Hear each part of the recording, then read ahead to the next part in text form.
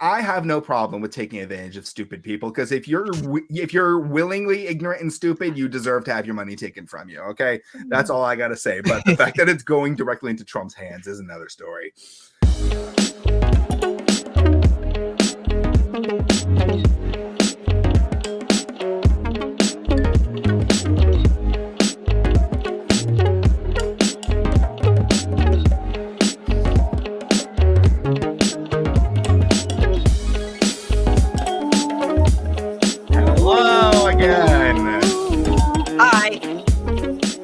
How are you doing today? I am doing great. And How are you? I am contagious. And I'm Kenny the Shark. Sure, why not? Welcome back to Fruity Cereal.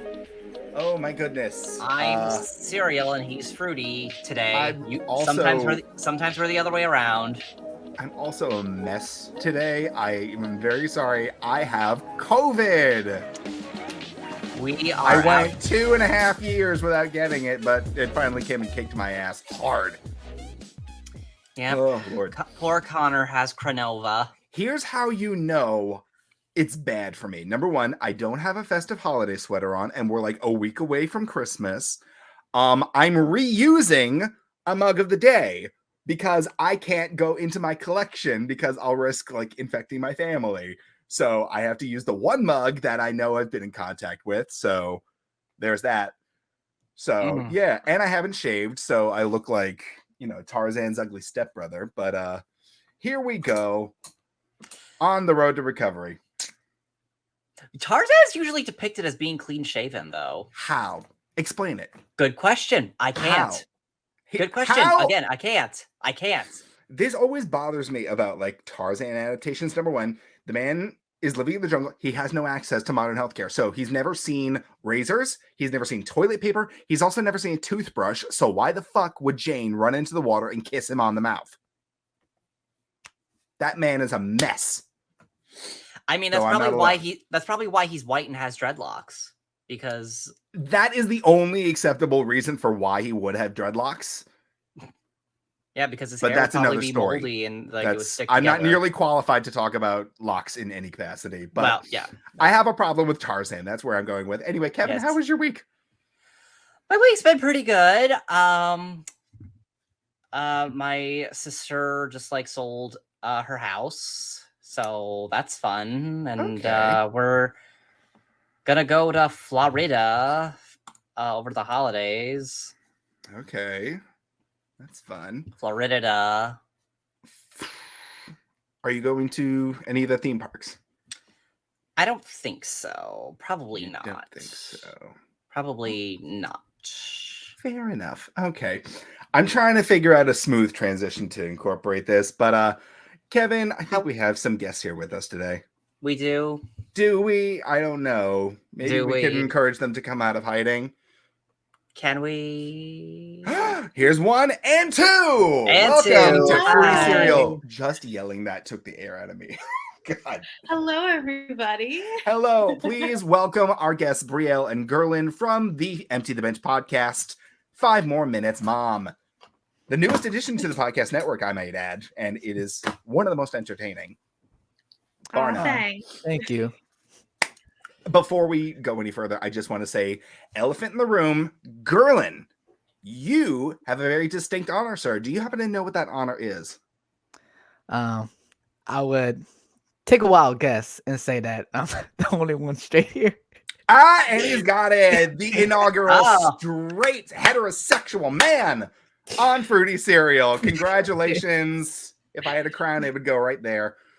Oh shit! Wait, you were the first non-queer person that we had on the show. What about Sam? I thought she was part of the community. I don't think she is. Well, she is now. I mean, I just outed her by accident. I mean, she's dating a man. Sam is okay. Well, he's the first heterosexual man, so let's go. With that. And like, isn't Tori straight too? Again, man. Okay, but you knew that before. Whatever. Kevin, will you stop trying to take away his special status? He's earned it. Okay. Oh my goodness. Well, anyway, welcome both of you. I'm very excited to have you on because you two I can't speak. I have COVID. Leave me alone. You guys hold the distinct honor of my hyperfixation of the week, but we will get to that a little bit later. First, I believe Kevin has some news to share with us. Yes. Okay, guys. So we're going to start this podcast off with my segment, Sounds Gay, I'm in, an LGBTQ news segment. All right. So our first story is Heartstopper star Kit Connor is now an Emmy winner. Ooh, fantastic. Oh, wow. I didn't know that. That's awesome. So the Good for him. Heartstopper actor nabbed the award for outstanding lead performance in a preschool, children's, or young teen program at the first annual Children's and Family Emmy Awards.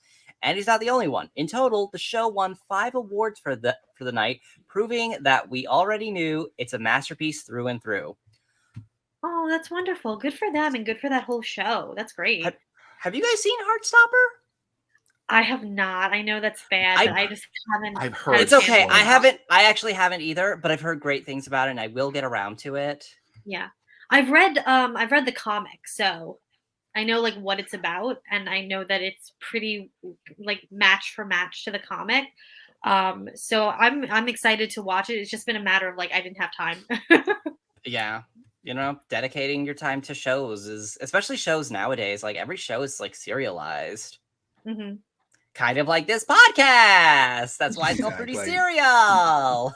I actually had 2 quick questions. Number 1, the Emmys happened? No, it was the like children's Emmys, like Sesame Street and that whole thing. Okay. Second of all, preschool or young teens?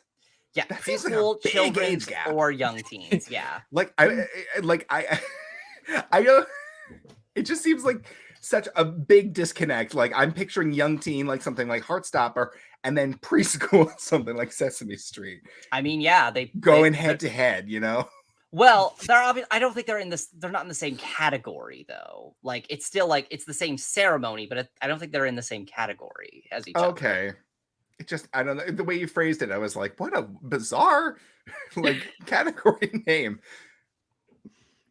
Right. All right.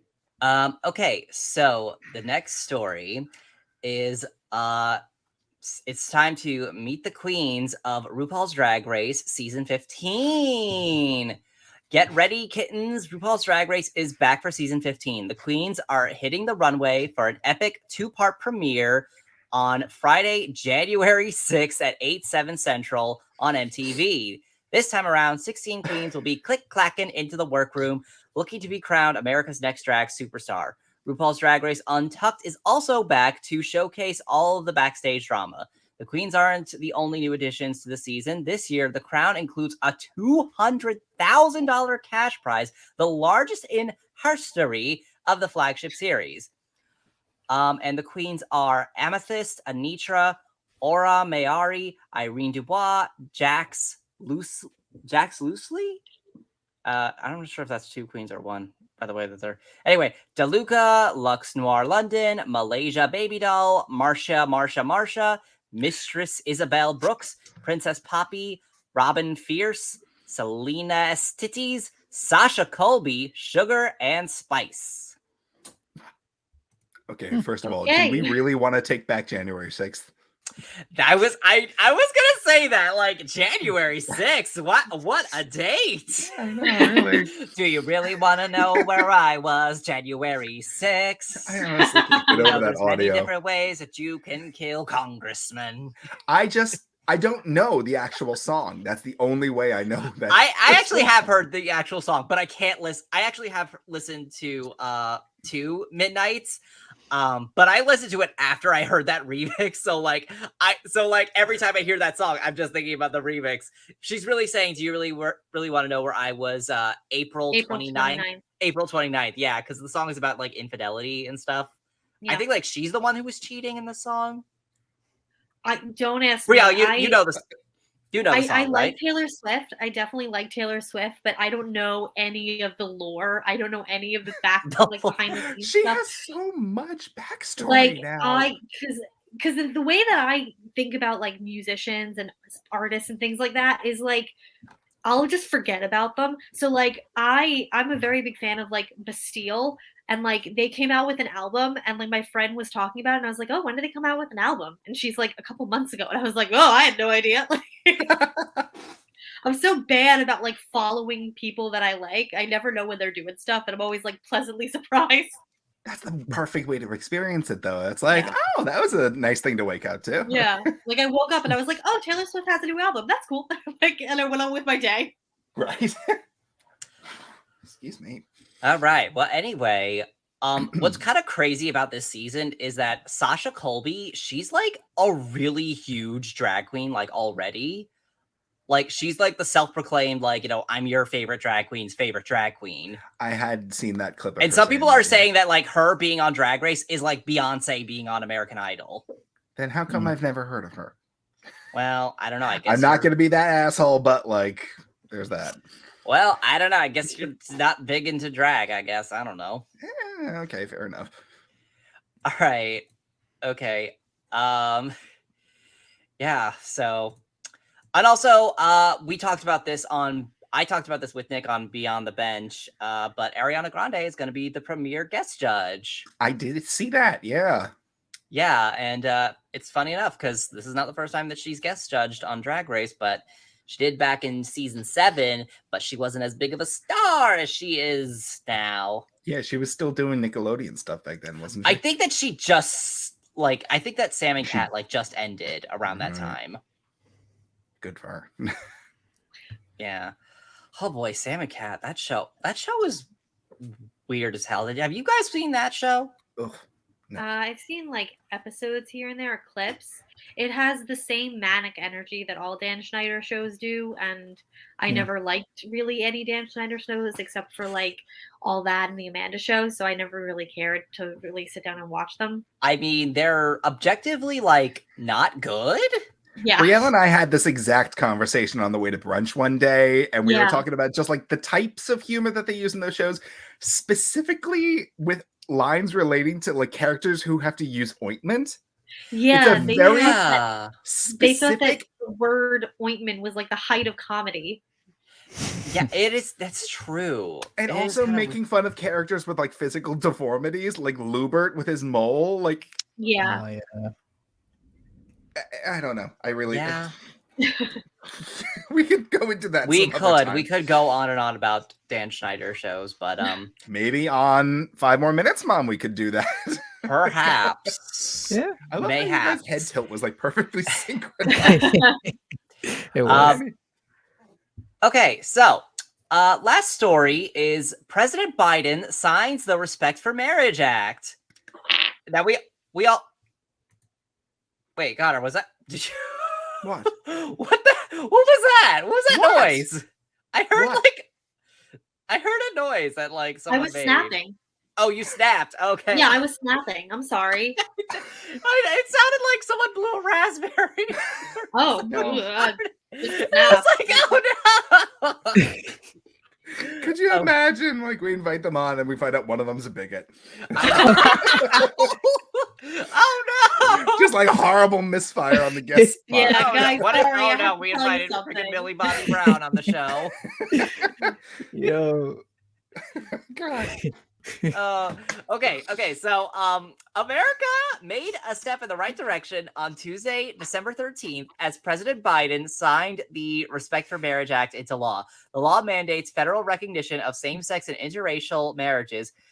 Speaking from the White House lawn, the president celebrated the occasion, saying, "Today is a good day, a day America takes a vital step towards equality, for liberty and justice, not just for some, but for everyone, towards creating a nation where decency, dignity, and love are recognized, honored, and protected." The president praised the lawmakers and brave citizens who worked to make this day possible and said their courage led to progress we've seen over the decades, progress that gives us hope, and that every generation will continue on our journey toward a more perfect union. So yay! I mean, we all knew this was coming. We knew Biden was gonna sign this. I just didn't know he'd be so wordy about it. My God. Yeah, and like apparently he brought on Lady Gaga to perform again. We had a president who was a monster, and now we have a president who's a little monster. Kevin, that was not funny. I know. I've made that joke like 3 times on this show already. Yes. Oh my goodness. But that is fantastic. It's a step in the right direction, but we still got a long journey uphill. Yes. Yeah. But especially with like there's also like Texas. I guess this wasn't an official story that I wrote down, but like Texas is like trying to like track down and like keep a registry of all of like trans citizens. This was a thing I did see. It was several lawmakers in Texas are attempting to make registry of citizens who have changed their name on their driver's license, and it's horrifically illegal, but they're trying to like find loopholes to do so legally, and that's never a good thing. Texas is literally the least safe place you could possibly be right now. Which, like, Texas, don't you guys have enough problems as it is with like your power grid and stuff? Why are you doing this? Leave the gays and the trans alone. Honestly, you have enough issues as it is. America as a whole, you have enough issues as it is. But that's the thing. They're trying to distract from their major issues and find the scapegoat and find the person that's not doing anything, minding their own goddamn business. You are right. You are correct. But I'm still angry about it. It's the same thing that happened. I'm not going to go into everything. I don't want to be sad. But I'm still angry about it. Exactly. And you should be. Are a slippery slope, though. That's all. Absolutely. They are very slippery. Yes. Anyway, that concludes my segment. On a fun note, too. On a fun note. It was a fun note, but then it turned bad, and then it turned sour because I'm like, Oh, my goodness. Well, thank you for sharing all that. Oh, my goodness. Yes. Kevin. All right. Yes. Well, actually, just everybody in the chat. I have to ask, a couple of nights ago, Brielle, I know, did not know about this because she doesn't have cable. But did anybody in here watch the Beauty and the Beast 30th anniversary live special that aired a few nights ago? Yes. No. It was it was literally just 2 nights ago, and then okay, here's the thing. Connor, I could have just done what you did and just watched it the next day on Disney Plus. Oh no, I did end up watching it live, but I was miserable the whole time. I was sitting there half dead because of it, because of the COVID. Because of the COVID. Oh my God, no! The first night was hell on earth. Let me tell you. Oh my God. But yes, no, I did watch it live, and I have several thoughts about it, but it does pertain. It relates into my hyperfixation of the week. Okay, so it does. Yes. Okay, so this actually pertains to our friends from 5 More Minutes, Mom. Okay. Very reductive, overreaching statement. Your show kind of talks about like the television, films, media that we watched as kids that like helped form who we are as adults, correct? Right. Mm-hmm. That's exactly right. That's the thesis statement. So, fair enough. One topic I don't know if you've broached on yet, but I love this topic so much, and I had to talk about it while I had you here. The concept of fear and learning about fear as kids. Like a common phrase that people love to use would be like, oh my God, that thing from that movie traumatized me as a kid. But it's that's hyperbole. It's very overreaching. It's like just talking about one thing that like scared you as a kid that like really affected you and made you memorize it. Mm-hmm. Yeah. I was watching that Beauty and the Beast live action thing a few days ago. And if you know the movie Beauty and the Beast, there's the part where Belle's father gets lost in the woods and he's attacked by wolves. Mm-hmm. They portrayed this with live action actors, and it was done in the style of like a ballet sort of. They have all of these humans wearing wolf costumes with these glowing red eyes, and the sets are all done in like minimalist design, like sketchbooks, like as if they were being drawn from an anime or sketchbook. And as I was watching this, I thought to myself, if I were 5 years old and I were watching this, this would traumatize me. And I thought, good, because I think fear is one of the most important things to learn about as a kid. And like when people complain about like, this thing should be taken off the air because it scared my kid. And it's like, you're not preparing your kid for the real world. Like, obviously, don't show them Saw or like Human Centipede, obviously, Right. but like, you Yeah. know, those little tiny things here Well, and there. apparently Tori likes showing her kids Saw. I don't think she did. I think that was my friend Daniela who showed her kids Saw. And Wait, they that loved was it. no. Didn't she say that she liked Saw? She said, "I'm not ready to expose my kid to." Oh, that okay. sort of Wait, stuff no, yet. you're right. You're Return right. to I'm sorry. Oz is more her speed. Yes, that's right. I'm misremembering. I'm sorry. That's right. You did But- mention your friend Daniela. That's right. That Yeah. was something that I love. Just sit around and talk about this. Could everybody give me an example of something from your childhood that scared you so much that you like either left the room or turned the TV off? Is there something that comes to mind when I bring that up? So it's funny that you bring this up because fear is actually a topic that we are going to talk about on the podcast. Like we're going to do an episode about it, but we wanted to wait until like the holiday season was over because it's not really festive.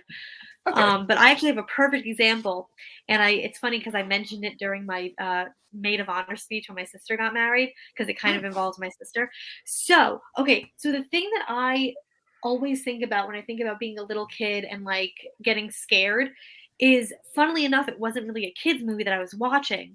So I was at a friend's house and they put on Spaceballs, which in all other circumstances I think is a fun movie. Like it's not my favorite Mel Brooks, but it's definitely a fun movie.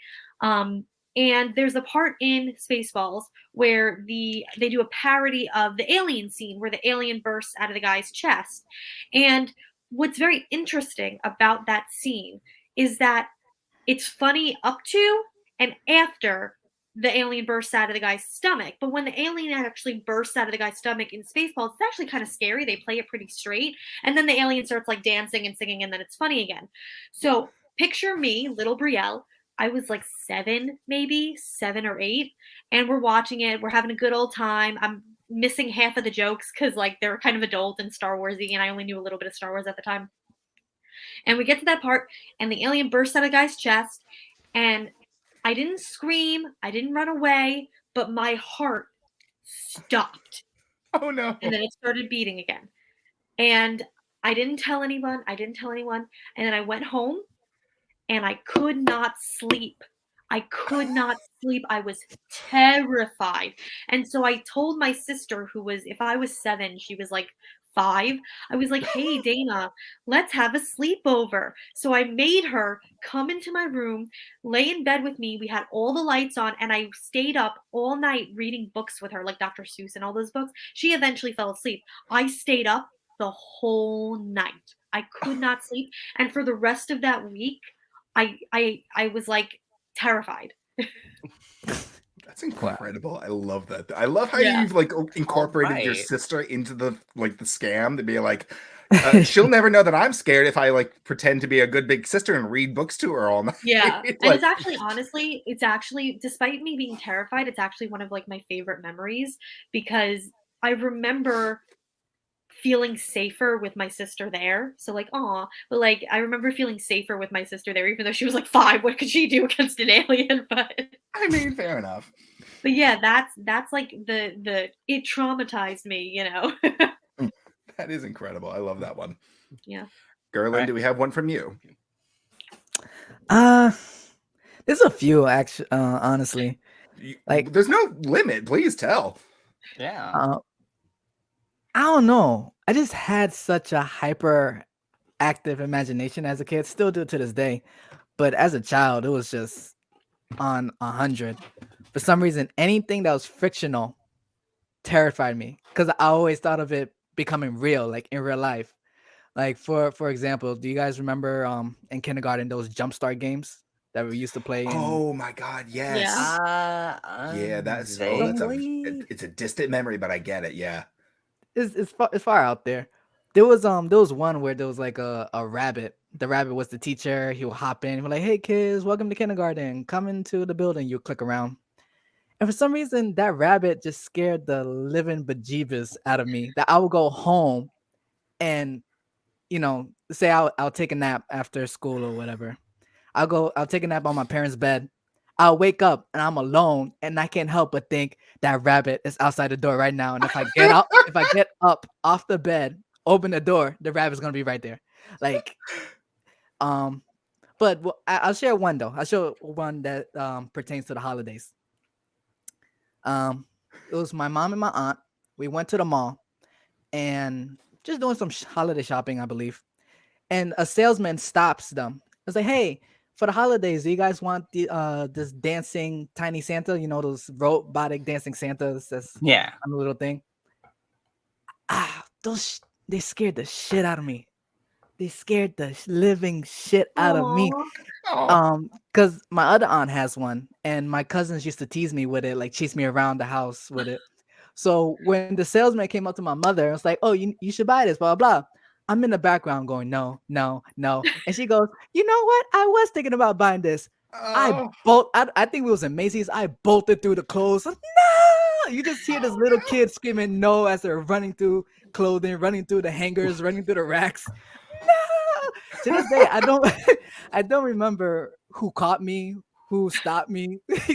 I might be still running, who knows? But yeah, that traumatized me. That's my story. Wow. That's All right. a specific one. I love that. That is. It is specific. Yeah. What? Kevin, do you have one? I have a few. So I used to be like, I don't know. There's a lot of things that used to just scare me, like that irrationally scared me. Like I used to be afraid of like costume characters at theme parks. A lot of kids are. Oh, A lot of yes. kids are. Yeah, that's just, I don't know. I guess it's because I like you can't see their faces, and it's just like, oh, who's that? I don't know. Who's it really? hmm Yeah, Um, it's actually like my cousin was like that, where she was, terrified of cartoons. like Sorry, I went to costume go look for characters. something. It's not there.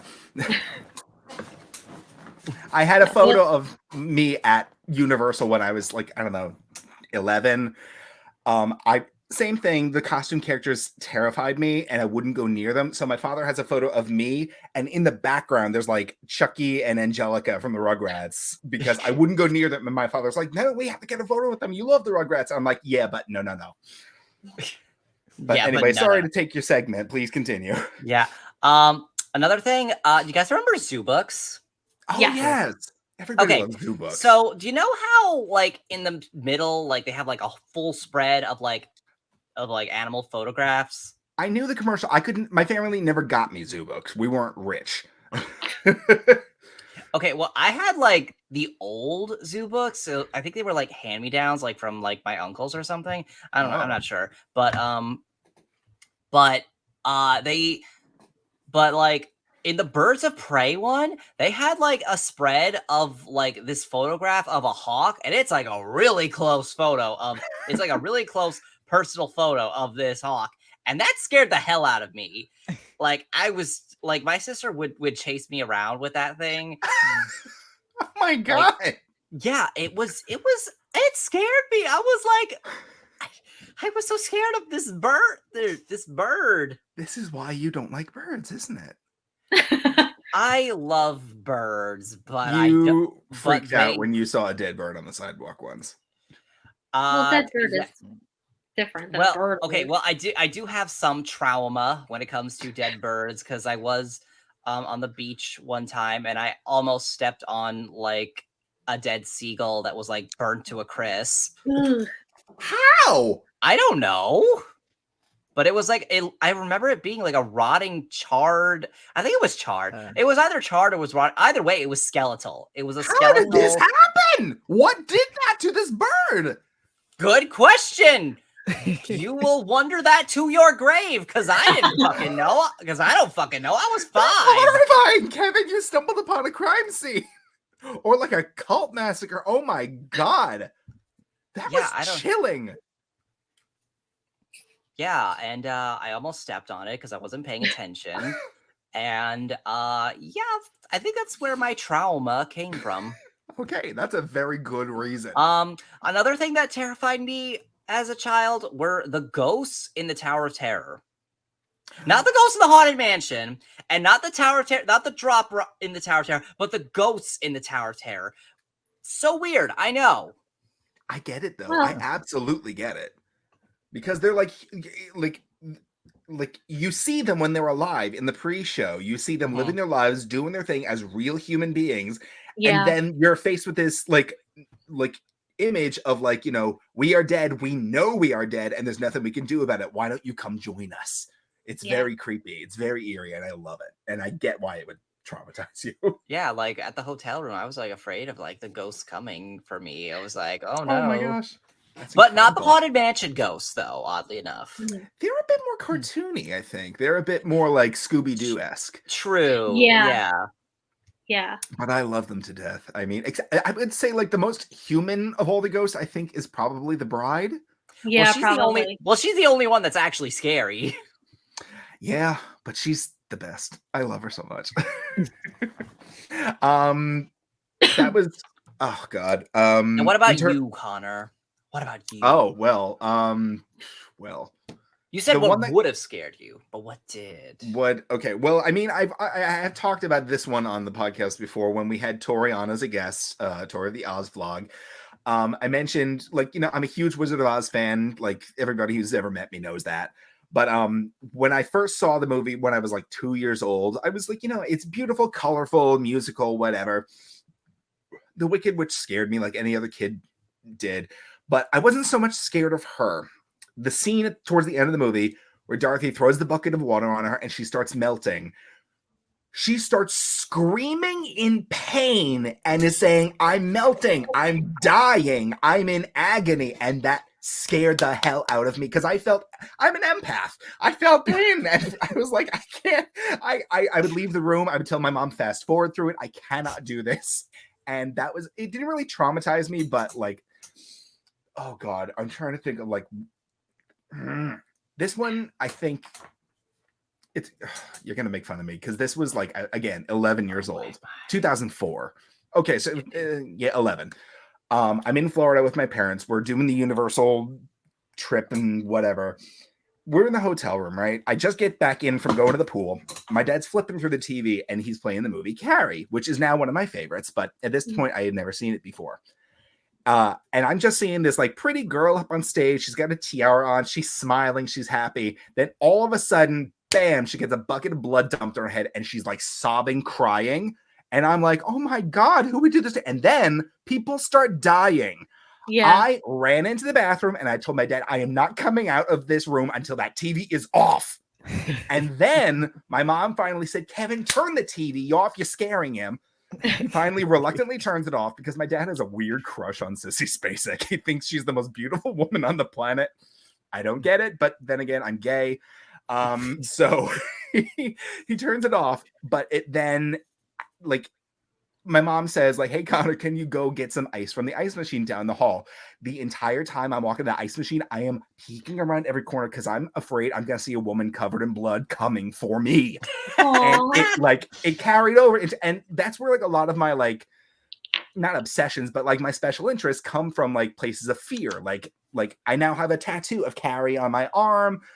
Nick decided to be a dick and talk about my weird phobia on the sidelines. I had this bizarre phobia called apocalypsimposis, which is the fear of people or objects randomly turning into pumpkins. And that correlates to my favorite Cinderella. I know it's not possible, but it's just a weird thing in the back of my fucking mind, and I wish it would go away. But that never traumatized me. I think that there's something kind of valuable in taking something that originally scared you and learning to love it. Because, like, for example, Monsters Inc. actually scared me as a child. Mostly just the beginning part where it's like the fake out, where it's like you think that the monster's scaring a kid, but it's a training. That opening part scared me because it's meant to be kind of scary, and then the rest of the movie's fine. And now Monsters Inc., like now that I've had more than a few years to like get over that fear and understand the comedy of that part, Monsters Inc. is my favorite Pixar movie, and I've just really come to love it. So I think that that's actually really normal and healthy that like Carrie scared you as a kid, and now it's something that you really enjoy because, you know, I think that's great. That's one of the things that I think is so important about like exposing kids to fear is that like all fear can be combated with knowledge and learning. It was like once you discover something and it scares you, if you like research and look into it and discover like why is it the way it is, what makes it that way, once you deconstruct it, it doesn't hold the power of fear over you. You know like how it's going to progress, and like now you can like absorb it for what it is. Yeah. So Yeah. that's why I think that these, like, you know, when people like, I talked about this on the episode, an episode of Sesame Street got banned because it scared so many kids. Parents wrote in angry letters saying this show scared my kid. The show is satanic. Yes, and they actually removed it from the air because it scared so many kids. And I thought it was like a big, number one, it was insulting to the actors because they put in time and effort to put that on the air. And now they're just like, oh, sorry, it's lost to time for 40 freaking years. Yeah. But like, this is the perfect opportunity to sit down with your kids and talk to them about like, this is just a woman playing a part. She's not really a witch who's going to like turn Big Bird into a feather duster. You know, it's like a necessary thing that all kids have to experience. That's something actually very interesting because I know what episode you're talking about, the episode with Margaret Hamilton where she plays the Wicked Witch of the West. What's really interesting is after Sesame Street aired that episode, a couple of months later, Mr. Rogers' Neighborhood did an episode with Margaret Hamilton where they basically showed her getting into the costume so that kids would be able to realize that it was just a costume and she wasn't actually the Wicked Witch of the West. And so I think it's actually really important that for a lot of kids, their first experience with fear is a television show or a movie because they'll fake. Like obviously, like I would never want a child, to be scared. Like, oh, that I feel bad, but like better a child be scared by an episode of Sesame Street than by something actually horrific happening in their lives. Exactly. Because at least with a show, they can turn it off and they can realize it's fake. It's all pretend. It's all like magic, as opposed to like something actually terrible happening to them. So that's why I agree with you. I do think that fear is a really important tool, not only for storytelling, but for children's storytelling. I just think that there is a level that you want to stay at with children because obviously you don't want to scare them too bad. I mean, they are kids, Every now and then a TV show goes like, it does really well with like portraying fear, but then like every now and then there's just like one outlier episode that like goes too far. Like I'm trying to think, there was one of like, there was an episode of Hey Arnold. Did anybody watch that show? Yes. Oh wait, I think I know which episode you're talking about. Try me. It's the Ghost Train one, isn't it? The Ghost Train one. Like, it wasn't just spooky. It was like the kids felt fear and they're like, we're going to hell. Arnold, like, we're going to hell. Like, we're going to just like it was just like, where did this like Twilight Zone like horror show come from? This was the show about like Helga losing her locket and letting a pig run out the front door with it. It was just like, some shows just like really just be like, we're gonna scare you today and you're not gonna see it coming. Yeah, like the cow episode of That's So Raven. Yeah, that one was crazy. That one exposed me to body horror. That was like another like, oh god, them like being like, oh my god, I'm growing a tail, I have a snout, I'm scared, and I was like, what the hell? Again, great episode, but like off the cuff, scary. It's like that's huge, and that episode of Hey Arnold, it ended with like the ghost train actually being real because, like, well, spoiler alert for the episode for this 20-year-old show. For this 20-year-old show, but like it turns out that like the train's not actually haunted. It's just a bunch of series of circumstances that are perfectly normal and rational. But then it turns out there's a real ghost train. Yeah. There's also the episode with the Ghost Bride. Do you remember that one? Are you talking about the Ghost Bride or the Headless Cabbie? Two. This show had a lot of scary episodes, I'm realizing. But I'm thinking of the Ghost Bride because they were talking. It was like a Lizzie Borden-esque murder that happened several hundred years ago. I don't remember. And tonight's the anniversary of her murders, and Helga dresses up as the bride to like scare the other kids, but then like another bride comes around, so now they're all scared, and then that one gets debunked, but then again the episode ends with the possibility of it being real. So like the show never really gave me a sense of security of like, is this happening or is it not? I don't know. But that's like usually how these episodes go. These episodes of these shows go. They're like they'll like usually end with like, it's a rational explanation for everything, but it might actually be real. Right. But it's not just scary things too. It's also like sometimes it's whimsical things. Like sometimes it's Christmas specials too. Like in That's So Raven, there was the Christmas episode where it's implied that like the real Santa like granted Raven a wish in reverse time or something, whatever. Right. I don't think I remember that one. Now I recall that. Oh one. wait, it's the one where she stole a necklace or something, Yeah, like she Yeah. opened her Christmas present early and her principal lost playing it. Santa. Yeah, and her principal Okay. or one of her teachers is like was a mall Santa, and then she thought it was him, but then it turns out it's not him. And then the implication is that it's the real Santa. Right. Real Santa. The real Santa. That was oh boy. Okay, so this didn't traumatize me as a kid, but it left an impact on me. I met Santa, like every kid that celebrates Christmas will go and get a photo with Santa at some point. The first and last time I ever met Santa, I'm like three. Okay, that's like old enough to talk and like tell him what I want. I sit on his lap, and keep in mind, autistic, not sure how to convey information yet. I sit on Santa's lap, and Santa asks me, "What do you want for Christmas?" I'm thinking I can't ask him for something specific. I got to give this man a broad picture, and I told him, I don't know, toys. The entire room of adults starts laughing, and I'm thinking they're laughing at me. So I was so this idiot child. Exactly. It was so embarrassing. I was like, I gotta get out of here. I didn't stay for a photo. I jumped off his lap and I ran. And my dad's like, "What did you do?" Not what did you do? What happened? I was like, I don't want to go near him. I don't. And he thought I was scared of Santa. And I was like, no. I made a fool of myself, and I will not do it again. It still left an impact on my brain. I mean, at least you didn't pee on Santa's lap. I could have. Did you I had the on Santa's option. lap? I had the opportunity. Maybe. I don't know. Oh God. Anyway. Oh God. But my big hyperfixation was just talking about like scary stuff, because as I said, that Beauty and the Beast thing, which by the way, check it out. It's actually a decent live show. I know there's like I heard thing with live shows being like kind of garbage. This one was actually it's giving budget. And Disney does talented performers. Disney does kind of weird shit with their live shows, because like it's like in their Little Mermaid show, like they were just straight up playing the movie, but for all the musical segments, like they had live performances. I mean, they did that with this one too.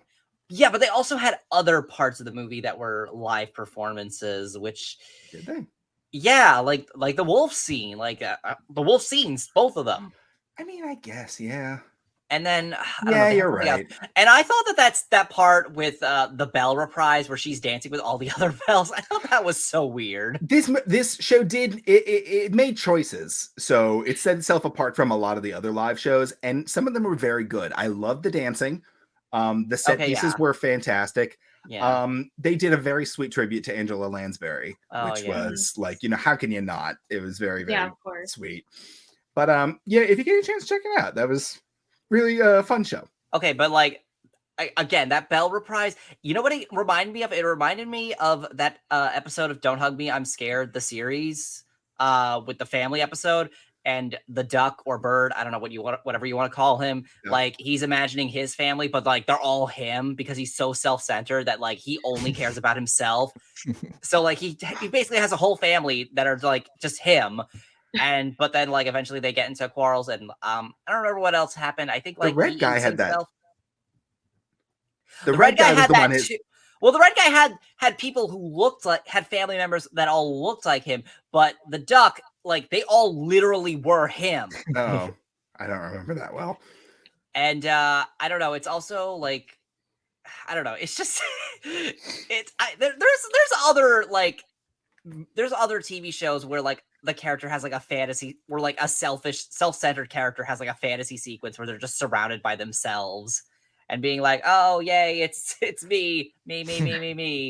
Or, I don't know. I guess I don't know.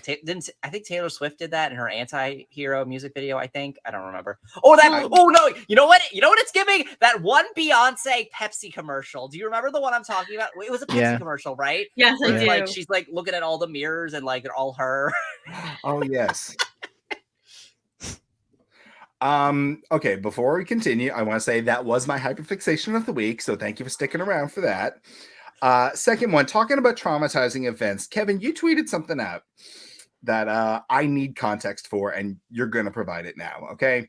What? The context is tell us a true one-sentence story from your life that absolutely opens more questions than it does answers and demands further context. Okay. And you replied with, I got kicked out of kindergarten for flooding the bathroom. Yep, that's true. please regale us with the story. What if I don't? Then I'll get a new co-host. Brielle's right here. Okay, well, before I do, why don't you tell me what you think happened? Kevin, I just imagine you like stuffing hand towels down the drain to like flood the sink and like play in it. That seems like something you would do. You brought a toy boat to school or something and you want to like show your friend and you're like, watch this. That's not far off from what happened. So please tell us. Okay, see, I don't remember exactly what happened. I believe But first of all, you got kicked out of kindergarten, like you were expelled? I was either expelled or my parents took me out of it. And this was like a weird, yeah, it was like a preparatory school, so like I had to wear uniforms. In kindergarten? Well, it wasn't. Yeah. Well, you didn't have to like stay. Well, it wasn't like a stay there school, but like there were uniforms. I do remember there were uniforms. That's nuts. And it's kind of weird. I don't know why my parents didn't just bring me to like TJ Leahy or whatever was there before TJ Leahy was a thing. That was Taylor Avenue. It was Taylor Avenue. Yes, that's yeah. I don't know why, because like that's where my older siblings went, so I have no idea why they didn't just take me there in the first place. But yeah, they took me to this place. The school was called Trinity. It was a Catholic school. Sounds like it. Yeah, and I believe I was dared by one of the other kids to like shove a bunch of toilet paper down like the urinals or something. I think it was the urinals. And I ended up causing a flood. It wasn't like a massive flood. Nobody died. Nobody was killed. Okay. Nobody was killed at Stonewall. But yeah, and I don't remember if I was actually expelled or because like I say kicked out because I do want to exaggerate it a little bit for the Twitter crowd. Here's the thing, I want to play it up. When you said kicked out, I pictured for like a day being like, "Hi, Dr. O'Lear, can you please pick up your son? Like he's left the bathroom. He needs to go home now." Again, I was in kindergarten, so I don't actually remember all the details. But like, yeah, I believe I was dared by one of the other kids, and and I caused disruption, and they took me out, and my parents decided to just bring me to Taylor Avenue and was like, okay, you know what, whatever. This one's gonna just be like all the other kids, I guess. We didn't give birth to a genius child. Womp womp. I love how they like had high ambitions and they're like, oops, we misfired on that one. Yeah. That is adorable though. Thank you for sharing that story. Yep, that's yeah. What would you have said in that quote tweet? What would you have quote tweeted that prompt with? Tell us a one sentence story from your life that opens more questions than it does answers. Yeah. Oh God, I'm gonna need some time to think. But while I think, I want you. What about you guys? What about you, Brielle, or you, Guerlain? Oh, okay. Here's something that invites more questions and need for context. My hair has caught fire twice. Oh my goodness. Okay. Intentionally? Well, I don't know. Am I supposed to answer the question? Am I supposed to give context? Okay. Funnily enough, both times were at bar mitzvahs. Wow. Oh my goodness. So basically what happened was I was at a bar mitzvah. I was like maybe like 11 or 12, and I had very long hair. And I went up to light the candle with my cousin, and everything was fine. And then I turned around, my hair hit the candle, and the end burned for like literally like a second. It wasn't like, wow, neither time was like, wow. It was just like, oh no. And they like did this, and I was fine. The second time was also at a bar mitzvah. There were candles on the table where we were like eating, and I reached over to like grab something, and I leaned over too far, and again my hair was long, and it like grazed the candle, and my aunt was like, no, not again. Oh my goodness, that's incredible. Yeah, so it's like that that TikTok Dr. Doofenshmirtz where it's like, if I had a nickel for every time, I'd have 2 nickels. It's a lot, but it's weird that it happened. Absolutely. Well, at least no one intentionally set your hair on fire. Yeah. It wasn't like I said, it you was never. You know what I'm thinking of? I'm thinking of I think that like Lucy did that in Dog Sees God. I Oh, think, yes, yeah, that's yeah, why that she play got that- sent to the asylum. Yeah, that play that She set the Harborfield- little redhead girl's hair on fire. Yeah, Yeah, and no, this that was was a play always that an accident, Harborfield was and it was- going to do, but then they decided, no, let's Let's do do the something one, with brown face in it. let's do the blackface show. We went to a really not okay high school. I should probably mention that. Also, I Again. think like I'll say it here, Dog Sees God is like super pretentious and not even a good show.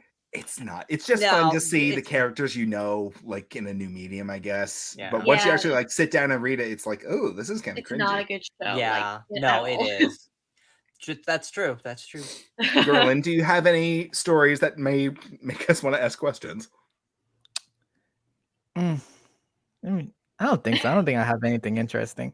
I Like, will let you think about it because I know it's like one of those things that like I'm still like trying to think of like, oh my god, my life's not that interesting. But while we talk about, I have two things that I just have to get out here. First of all, did anybody hear about the Trump doing the NFT? Yes, the bullshit? Trump NFTs. Oh my god. So Donald Trump, in his latest money-making scheme, because he's broke fucking poor, he said, I'm doing a $99 NFT collection. They're blah blah blah. Spend $99, you get a picture of like Trump dressed as like off-brand Superman. It's fucking ridiculous. But the funniest thing about this, not only is it appealing to the stupids, they aren't even real NFTs. If I go to the website right now, you just right click and like save. They're just JPEGs. Yeah, and because he's like out here scamming people. because And like it's What a shock. actual NFTs have JavaScripts on them that prevent you from doing that. exactly it's NFTs that are classified as trading cards. That's Yeah. like this is But the like you can literally funniest just thing right to click me. on them. It's just so funny to me because it's like I have no problem with taking advantage of stupid people because if you're willingly ignorant and stupid, you deserve to have your money taken from you. Okay, that's all I gotta say. But the fact that it's going directly into Trump's hands is another story. But it was just, oh god, and all the photos are just like just gross, and it's Oh what my. you would expect from Donald freaking Trump. Mhm. But that's another story. The last one that I had to bring up. Did anybody hear about this new show that's coming to Broadway in the fall of 2023 called Square One? Okay, I thought you were. No. I swear, I thought you were going to talk about Bad No. Cinderella again. I'm like, No, oh my I was god, not. again. I no, I promise not. Yeah, no, Square One is headed to Broadway. Join us next fall to experience the brand new musical from Stephen Sondheim and David Ives, starring Bernadette Peters and Nathan Lane. Additional casting will be announced at a later date. Sounds amazing, right? Like, oh my Yeah, god, it lost sounds- Stephen Sondheim musical. Like I his gotta get posthumous- tickets. So wait, he wrote this before he passed away. No, he wrote it as a ghost. Yeah. Okay, you're gonna get there. You're getting. I can tell. I can tell by looking at you. You're Brielle, like, getting it. damn. Okay, well, yeah, no, I want you to picture for a minute. You're Bernadette Peters, living legend, icon that she is. You're sitting in bed, right? You're just stretching, waking up. You look at your phone. You find out you've been tagged on Twitter, saying that, oh, I'm in a new show coming to Broadway next fall, and I didn't know about this. What She happened? didn't know? Turns out this is a fake show with a real Twitter account, wow. like making claims that Listen. we're opening and yeah. Everybody they, wants like, to be Gonkarov, and not everyone can be Gonkarov. It came, it went, it served, it's dead. Like It's you just- can't be Gonkarov. It was like a once in a lifetime shooting star kind of thing. You can't recreate that. Bullshit. It's just the funniest fucking thing because they had the audacity to like light, Broadway Twitter alight and get them excited for like Lost, because this is like, a show that could feasibly happen, but like they're trying to do like I don't know what you would call it. Like they're trying to generate like buzz for it before they have the funding for it. And since there's no funding for it, they're just lying. And they're like, oh, we're going to get Bernadette Peters. And she's just like, I just woke up. I didn't have my tea yet. What the fuck are you telling me? I've got a job to do next autumn. Okay, Wait, so they are creating a show, or Now there's it's no dead in the show water. ever? Now, if you go to the website, it used to say Square One on Broadway. Now it says Square One not on Broadway. Yeah. Now they're Square like One not backpedaling, on being like, Broadway. oh, we're a parody account. Sorry. No. so wait, is this a verified account? No, it was not. It- Oh no, the account literally went live and posted this within a matter of like 2 hours. That's Okay. so weird. Yeah, but it So started wait, so as why Square did One on anybody Broadway, and listen now to it's a this Square One account now. then? If it was just got created, announced this, and then like left, it's like spreading false information. Like Exactly. Isn't that funny? yeah, but like, how did this get any get any traction though? Like who was paying Well, attention to this if they're not I if guess they're not even people. verified? Oh god. Oh my god. Now it's like now they're like backtracking and saying that we're a parody account because now they're posting stuff with like Glee the musical starring James Corden as Will Schuester. It's like they know that they've been caught and they're like, now we're in You know trouble what it now. is? Everybody wishes they were as funny as the people on Tumblr, and they can't sustain it, and they can't do it. Exactly. Come on. So like these people Not didn't everyone even can like. be Gonkarov. What is that, Brielle? What is that? I don't know what that Oh, is. okay. I'm sorry. I thought you knew. Okay, so a couple of weeks ago, it's already like the meme is already kind of done. We remember only. Basically, what happened was someone on Tumblr posted a photo of a pair of shoes that they bought from like wish.com, like one of those Asian drop sites. And on the inside of the tongue of the shoe, there was a picture that said Gonkarov, a Martin Scorsese film, directed by blah, blah, blah, written by blah, blah, blah. And this person was like, this is not a real movie. And like, it was funny. And then someone beneath them reblogged it saying like, this fool, I didn't even see Gonkarov. And it just kind of exploded organically into literally Tumblr talking about this as if it were a real movie. Someone created a fake poster. We had casting. People were talking about it like as if it were a real movie. People made fake screenshots of an academic article about the movie. So the basic plot of the movie, from what I've gathered, just being on Tumblr and being with that, was it is a movie about the Russian mafia in Naples dealing with like the Italian mafia, and it's like vaguely homoerotic, and like Gonkarov, who's the main character, is in love with this guy named Andre, and it stars Martin Scorsese directed it, and it stars now I can't remember any actor's name. I know. Oh god, this is gonna kill me. And I don't even know how to spell it. That's the worst part. So Robert I can't De even Google Niro? So it stars Robert De Niro as Gonkarov.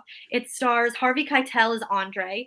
Okay. What's her name? Darn, now I can't remember.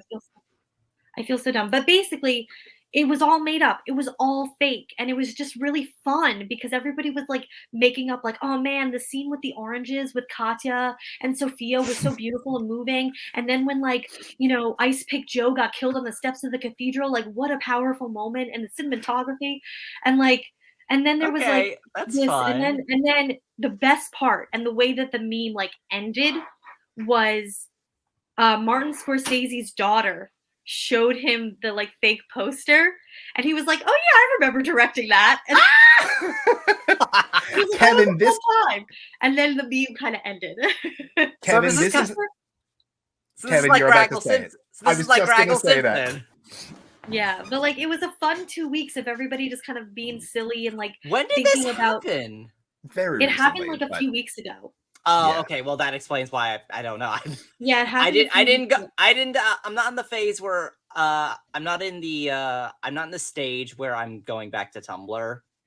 So fair enough. We're waiting for Twitter to fully incinerate. Yeah, I haven't even re-downloaded Tumblr on my phone, so it was really cool because it was just really organic, and it was just like a really interesting moment, and I think time in internet history, because people getting together to have a fun time. Yeah, and everybody was contributing, and like people were being really creative and making fan art and fan fiction, and they literally created a whole soundtrack.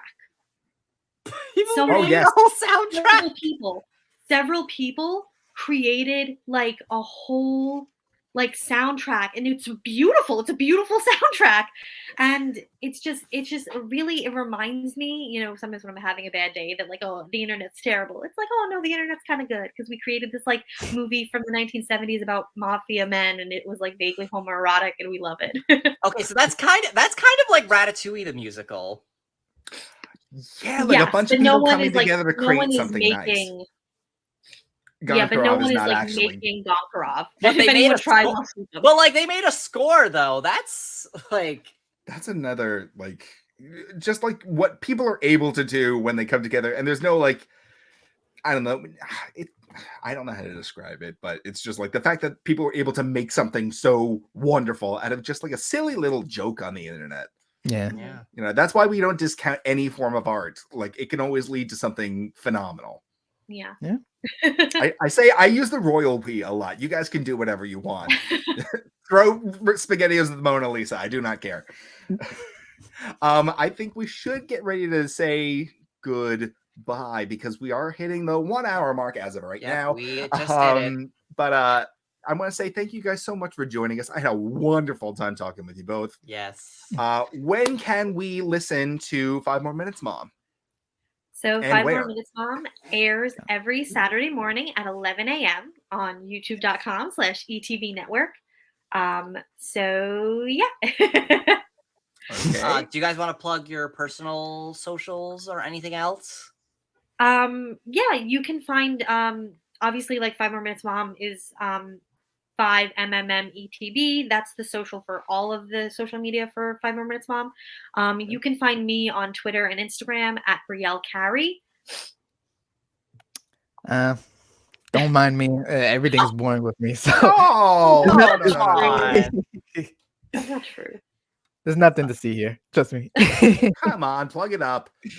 I mean, at Jack Sway, Jack_Sway on Instagram. That's it. I'm boring. I know. He makes music. I don't even use it. Yeah. No, you make music. I also have Connor, an did you Instagram just say called plug Jack, it? if anybody wants to follow that. Connor, did you just say plug it up? Yes. You made a Carrie reference right then and there. Not intentionally, but I did. Okay. Okay, but you can follow Fruity Cereal on our social medias at Fruity Cereal across all social medias.